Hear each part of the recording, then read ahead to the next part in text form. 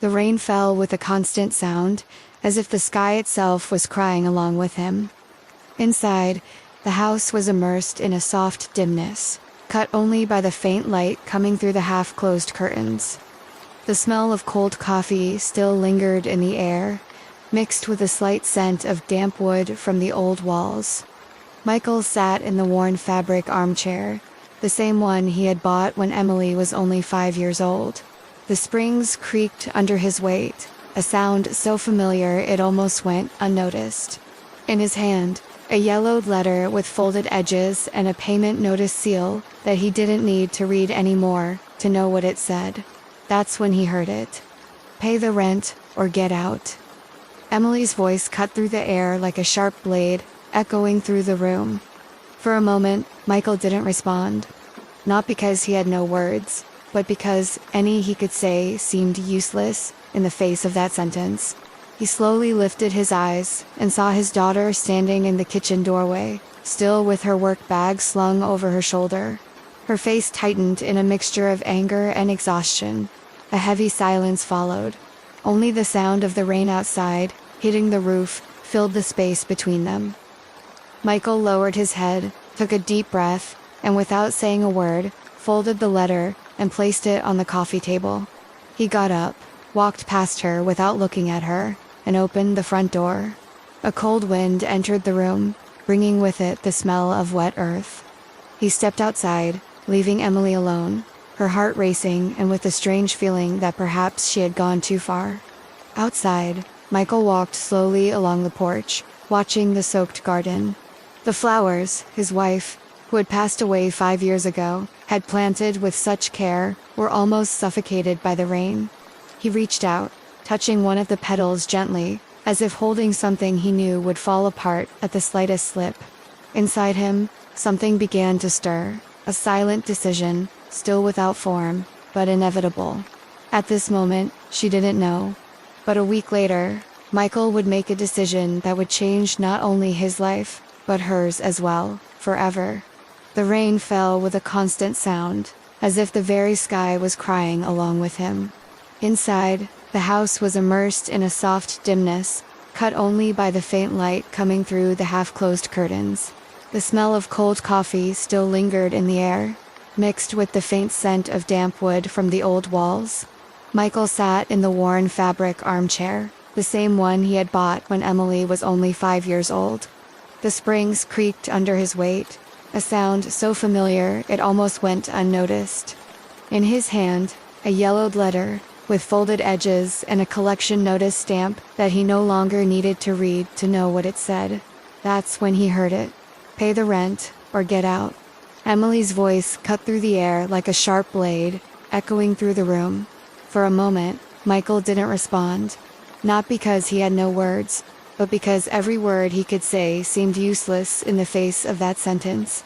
He slowly lifted his eyes and saw his daughter standing in the kitchen doorway, still with her work bag slung over her shoulder.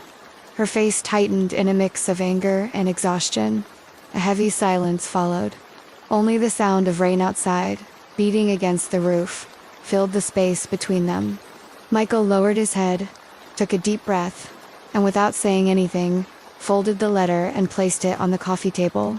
He stood up, walked past her without meeting her gaze, and opened the front door. A cold wind swept into the room, bringing with it the smell of wet earth. He stepped outside, leaving Emily alone, her heart racing and a strange feeling creeping in that maybe she had gone too far. Outside, Michael walked slowly along the porch, observing the soaked garden.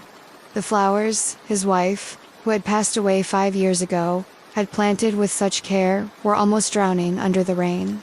He reached out, gently touching one of the petals, as if holding something that would fall apart at the slightest mishandling. Inside him, something began to stir, a silent decision, still shapeless, but inevitable. The narrator, in a low, almost conspiratorial tone, concludes, "At that moment, she didn't know." But a week later, Michael would make a decision that would change not only his life, but hers as well, forever. The cold wind that had entered through the open door still seemed to linger in the living room when Michael came back inside hours later. Emily was already locked in her room, and the house was silent, too silent for a Tuesday night. Michael, 58, was a man shaped by wood and time. His hands, marked with calluses and small scars, bore witness to decades as a carpenter. There wasn't a single piece of furniture in that house that hadn't felt his touch, from doors to cabinets. Every detail carried a bit of his patience and dedication. His gaze was calm, but carried a melancholy that had become more visible since losing his wife, Clara, 5 years earlier. Clara had been the heart of the home. Her laughter echoed through the kitchen. Her floral perfume mingled with the aroma of bread in the oven. After she was gone, the house became quieter, colder, as if her absence had stripped the warmth from its walls. Emily, now 27, had grown up under that roof. As a child, she would spend hours sitting on the kitchen counter, watching her father work in the makeshift workshop out back. He would build little chairs for her dolls while she made up stories for each one. But the years passed, and that curious little girl turned into a practical, straightforward woman, sometimes impatient. She worked as an administrative assistant in a busy company downtown. She left early and returned late, always with her phone in hand and a mental list of tasks that seemed endless. The fast-paced, modern world had shaped her differently from her father. For her, time was money, and money was security. In recent months, the differences between them had become more apparent. Michael, accustomed to living by the rhythm of the seasons, seemed increasingly distant from the urgency Emily felt. He still did small carpentry jobs for neighbors and friends, but orders had slowed dramatically. The bills, however, had not. Emily, who at first had helped with the expenses without complaint, began to feel the weight of what she considered carrying the household alone. Small frictions arose. The hallway light left on, grocery purchases Michael made unnecessarily, the heater running too long in winter. Michael rarely argued back. Instead, he would look at her with a mixture of sadness and resignation, as if he understood he was becoming a burden. That rainy night, Emily's outburst hadn't come out of nowhere. It was the result of weeks, maybe months, of accumulated frustration. But for Michael, the impact was as if she had erased all the good memories he cherished in a single breath. As the city slept, he realized something between them had changed, and perhaps there was no going back. Sometimes, he thought, love doesn't end suddenly. It just changes form, and we don't always recognize the new shape it takes. In the days that followed, Michael noticed that the air inside the house had changed. It wasn't just the silence, it was a heavy, almost tangible silence that spread through the rooms like a thick fog. Emily left for work without the usual "see you later," and when she returned, she would lock herself in her room after a quick, wordless dinner. The once simple routine was now marked by small collisions. On a cold Thursday morning, Michael was making coffee when Emily walked into the kitchen. The smell of freshly brewed coffee mingled with the aroma of bread warming in the toaster. He poured 2 cups, placing one in front of her. "You didn't have to, Dad," she said without smiling. "I know, but I thought it might help you start the day better." She just nodded, took the cup, and stirred the coffee without drinking it. That was how the tension showed itself, not in constant shouting, but in short dialogues, restrained gestures, and eyes that avoided meeting for too long. Michael tried to keep things light. He made comments about the weather, local news, even the birds that came to the backyard. But her responses rarely went beyond hum or yes. The financial problem, however, did not ease. Michael had 2 carpentry jobs in progress, but payment wouldn't come until the following month. The electricity and water bills, on the other hand, would arrive sooner. Emily had already made it clear she couldn't keep covering everything on her own. That Saturday, they decided to go grocery shopping together. It started off calm, but as soon as Michael placed a jar of imported honey, something he liked, and that Clara always used to buy in the cart, the tension surfaced. "Dad, that's expensive." We have local honey that costs half the price. I know, but this one reminds me of your mother, he said, with a faint, melancholic smile. I understand, but we can't keep buying things that just remind us right now. Michael didn't respond. He left the jar in the cart, but the rest of the trip was quiet, almost void of conversation. Moments like that piled up. The heater left on a little too long in winter, buying a more expensive brand of coffee, taking too long to pay a bill. To Emily, these were signs of carelessness. To Michael, they were small concessions to keep some comfort and dignity. That night, sitting in the armchair, he looked at an old photo on the wall. Clara, Emily, and himself, smiling at a picnic in the park. For a few seconds, the imagined sound of Emily's laughter as a child filled his mind. But it was quickly replaced by the cold echo of their recent conversations. It was as if there were an invisible crack in their relationship, growing each day. And Michael, even without knowing how to fix it, began to fear that this crack would turn into an unbridgeable gap. The stage was set. All it would take was a spark to turn weeks of tension into a fire impossible to put out. The day of the confrontation began like any other. The sky was gray, heavy, and the air smelled of rain even before the clouds opened. Michael spent the morning in the improvised workshop out back, sanding a piece of wood he would use to fix a neighbor's shelf. The rhythmic sound of the sandpaper and the scent of sawdust kept his mind occupied. Around 4 in the afternoon, the first heavy drops began to fall. Strong, steady, as if they would last for hours. Michael came inside, washed his hands, and went to the living room. He picked up the letter from the coffee table, another overdue notice. The printed words, cold and impersonal, felt heavier than the paper they were printed on. Emily arrived a few minutes later. The door opened with a sharp click, and the sound of wet heels against the floor echoed down the hallway. Her hair was tied back hastily. A few strands stuck to her face from the rain. Her bag hung from her shoulder like an extra weight. "Hi, Dad," she said, her voice low but hurried. "Hi, sweetheart. How was work?" "Tiring." She walked past the living room toward the kitchen, but stopped when she saw the letter in his hand. "Another late bill?" she asked, unable to hide her irritation. Michael took a deep breath. "Yes, but I'll take care of it." Emily turned fully toward him, crossing her arms. "How, Dad? You keep saying that, but the bills just keep piling up. I can't keep covering everything by myself." Michael tried to keep his tone calm. "I'm trying. I just need a little more time." But this time, her patience snapped. Her voice rose suddenly, like thunder after lightning. "Pay the rent, or get out." The silence that followed felt almost unreal. Only the sound of rain pounding on the roof filled the space between them. Michael looked at her for a few seconds, not with anger, but with an expression that mixed sadness and disbelief. Realizing the weight of what she had just said, Emily tried to soften it. I don't know what else to do." But it was too late. Michael carefully folded the letter, placed it on the table, and stood up. He walked past her slowly, without saying a word.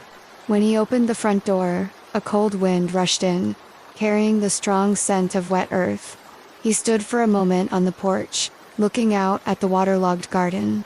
The petals of the flowers Clara had planted were heavy with rain, as if they, too, were exhausted. Michael reached out and touched one gently, feeling its fragility. Inside the house, Emily remained frozen where she stood. Her heart was racing, her hands trembling. The echo of her own words seemed to bounce off the walls around her. Michael stepped down from the porch and walked slowly across the yard, feeling the mud under his boots. There were no slammed doors, no shouting in return, only the sound of the rain and a weight in his chest that was impossible to describe. In that moment, he didn't know exactly what he would do, but something inside him had already shifted, and the decision, though silent, was starting to take shape. Night fell early that day, as if the sky was in a hurry to cover the house with its dark blanket. Michael came back inside, took off his muddy boots, and hung his coat on the same hook Clara used to use. The fabric, still damp, carried the scent of rain mixed with the ever-present aroma of wood that clung to everything there. Emily was in her room, and not a sound came from behind her door. The house felt suspended in time, as if waiting for someone to say something to break the suffocating atmosphere. But no words came. Michael sat at the kitchen table, staring at the cup of coffee he had made earlier, now cold and bitter. His thoughts came and went like waves, bringing back old memories and recent worries. He remembered the day he bought that house. It was smaller then, simpler, but enough to build a life. Clara was radiant on moving day, carrying boxes and humming while he assembled furniture. Every wall had witnessed moments that defined their lives. Emily's laughter echoing down the hallway, the smell of birthday cake baking in the oven, the sound of the radio in the kitchen on Sunday mornings. Now, each memory came with a bitter aftertaste. The home that had once been a refuge now felt like a silent battleground. And in that battleground, he no longer had the strength to fight. The realization came suddenly, like a cold flash. Maybe it was time to leave it all behind. In the days that followed, Michael began to see every corner differently. The hallway where Emily's height was marked in pencil on the wall. The backyard where Clara had tended her flowers. Her room, still untouched since the last day she slept there. Everything was heavy with meaning, but also seemed to hold him back like invisible chains. He didn't say anything to Emily. He kept his routine, but quietly began to make inquiries. He called an old friend who was a realtor, asked about prices, listened about potential buyers. The conversation was brief, but enough to confirm there was interest in houses like his. At night, instead of sleeping, he would lie in bed staring at the ceiling. The distant hum of the city, mixed with the relentless ticking of the clock, kept him company as his decision took shape. He didn't see it as running away. To him, it was a way of freeing them both. Emily could live her life without carrying his weight, and he could find a simpler place, free from the shadow of debts and daily arguments. One silent night, he got up and went to the living room. He opened the desk drawer, took out a folder of documents, and began separating papers. The deed, old receipts, photographs. The sound of the paper sliding was almost hypnotic. He paused to look at a photograph, Clara holding baby Emily, sitting on the porch, both smiling as if nothing in the world could disturb that peace.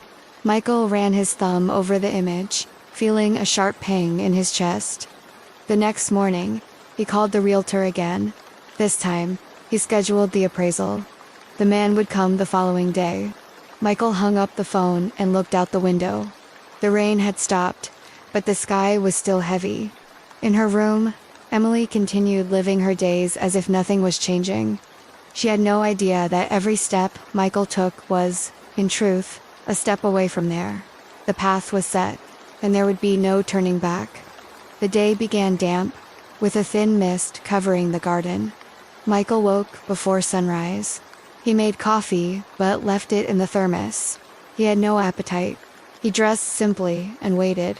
At exactly 9 o'clock, the sound of tires on the wet street signaled the realtor's arrival. A short man with a quick smile and a leather briefcase stepped out and walked briskly to the porch. Michael greeted him quietly and led him through the house. The realtor moved from room to room, jotting down details, measuring spaces, and snapping photos. Michael watched him with a tightness in his chest. Every click of the camera felt like a hammer driving a nail into the coffin of an entire chapter of his life. When they were done, they shook hands. The realtor assured him there were interested buyers and that the sale could move quickly. Michael just nodded. 3 days later, the phone rang. It was the realtor, confirming the offer had been accepted. Michael felt a strange mix of relief and pain. He hung up and stood there, staring at the floor. It was final. The next morning, he began packing. First, his tools from the workshop, then his clothes. Finally, the boxes of photographs and keepsakes from Clara. Each item placed into a box seemed to remove a small piece of the house itself. Emily was at work and knew nothing. Michael wanted it that way until the very last moment. Not out of spite, but because he didn't want an argument, nor to hear pleas for him to change his mind. It was on a rainy afternoon, just like the day of their confrontation, that she found out. She stepped inside and froze in the living room doorway. Piles of boxes were stacked in the corner, and the air carried the smell of freshly cut packing tape. "Dad." Her voice was low, confused. "What is this?" Michael set down the roll of tape and looked her in the eyes. There was no anger, only a heavy calm. "I sold the house, Emily." She blinked several times, as if she hadn't heard him right. "What? You can't. This is our house." "It was," he corrected gently. "But now, it's time to move on." "Move on, Dad? This doesn't make sense. Where are you even going?" "To a simpler place. Fewer bills, less weight." Emily began to cry, her breath uneven. "I was just trying to help. I never wanted it to come to this." Michael took a step toward her, but didn't try to hug her. "I know, sweetheart, but sometimes, helping means letting the other person go." Silence fell over them again, broken only by the sound of rain outside. Emily looked around, as if trying to take in every detail of the room: the worn couch, the bookshelf full of novels, the marks on the wall she'd made as a child. Everything that had been part of her routine now seemed about to vanish.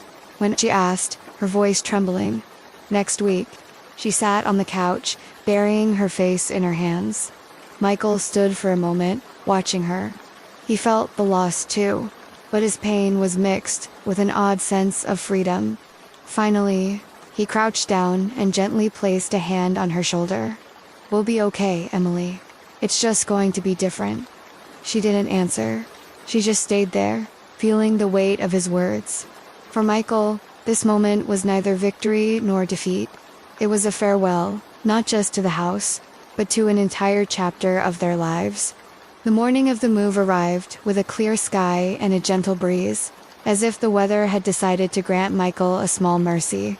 The moving truck parked in front of the house looked far too large for the amount of belongings left. Many pieces of furniture had been sold or donated, and what remained fit easily into a few boxes. Emily showed up early. She wasn't there to try to convince him to stay. She knew the decision was final, but she wanted to help. Michael, seeing her at the door, offered a small, shy smile. "Thanks for coming." She only nodded and began carrying boxes to the truck. The work was quiet, but not tense. From time to time, they exchanged quick glances, as if each was trying to gauge the other's emotions. The silence wasn't the angry kind anymore. It was filled with understanding. When the last piece of furniture was loaded, Michael took one final walk through the house. He ran his hand along the living room wall, feeling the texture of the paint. His eyes lingered on the mark at the baseboard he had made years ago while setting up the Christmas tree. He took a deep breath and stepped outside. The destination was a small cabin by a lake, about 40 minutes away. It had just 2 rooms, a bathroom, and a wooden porch overlooking the still water. The air smelled of pine and damp earth. On the first night, Michael went to bed early. There was no sound of traffic, no neighbors arguing, no pile of bills waiting on the kitchen table. Only the distant chorus of crickets and the rustle of leaves in the breeze. Gradually, he built a new routine. In the mornings, he drank coffee on the porch, watching the sun's reflection on the lake's surface. In the afternoons, he worked on small repairs for neighbors: wobbly chairs, doors that wouldn't close, crooked shelves. It wasn't much, but it was enough to sustain the simple life he had chosen. It took Emily 2 weeks to visit. When she arrived, she seemed different. Less rushed, more present. She brought a cake that reminded him of the ones Clara used to bake for birthdays. "I thought you'd like this," she said, setting it on the table. "I do," he replied with a smile, inhaling the sweet aroma. "Your mother would be proud." Their conversation flowed more easily than either had expected. They talked about simple things: her job, the lake, the curious neighbors. Emily wandered through the cabin, touching the walls, commenting on how cozy it felt. Her visits became weekly. She helped tend the garden, and he taught her small carpentry tricks. They laughed together, something they hadn't done in months. Michael realized that although the physical distance between them had grown, the emotional connection was being rebuilt. Without the weight of shared bills and daily arguments, they could see each other differently, not as a burden or an obligation, but simply as father and daughter again. One afternoon, while helping her father fix the porch door, Emily spoke up. "Dad, that day, when I said what I said, I was frustrated. I didn't mean to hurt you like that." Michael kept working on the hinge, but replied, "I know, sweetheart. And maybe I didn't realize how much weight I was putting on you." There was a brief silence, but this time it was a good one. A silence that carried forgiveness. As the day ended, they sat on the porch to watch the sunset. The sky turned orange and pink, reflecting on the calm water. Emily rested her head on his shoulder, just like she used to when she was little. "I think I understand now," she said, gazing at the horizon. "Understand what?" "That sometimes, to save a relationship, you have to change the setting." Michael smiled.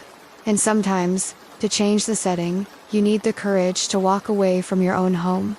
The sun slowly disappeared behind the trees. The light breeze rustled the leaves, and the soft scent of earth and wood filled the air. In that moment, they both knew that while they had lost a house, they had gained something far more precious: the chance to start again. The weeks passed, and the lake, with its calm waters, became a mirror not only for the sky, but for Michael's new life. Silence, once a synonym for loneliness, now meant peace. He learned to cherish the sound of leaves swaying in the wind, the distant song of a bird at dawn, the aroma of fresh coffee filling the air as the sun climbed the horizon. Emily continued visiting regularly. Each meeting was a small act of repair, another brick placed in rebuilding something that should never have been broken. There were no more bills to argue about, no itemized expenses, no suffocating feeling that one was carrying the other's weight. There was only presence, listening, and small gestures. On a sunny Sunday, Emily brought an old photo album she'd found while cleaning her old room. Michael, sitting at the porch table, turned the pages slowly. There were the moments that had defined their lives. Emily in a blue dress, holding an improvised bouquet her mother had given her. Michael carrying her on his shoulders during a park outing. The family gathered around a Christmas tree decorated with handmade ornaments. "I'd forgotten about this one," Michael said, pointing to a picture of Clara, smiling, holding a cake, while he and Emily made funny faces at the camera. "I remember," Emily said, laughing. "That was the day you burned dinner, and we ended up eating cake before the meal." Their laughter came easily, almost freeing.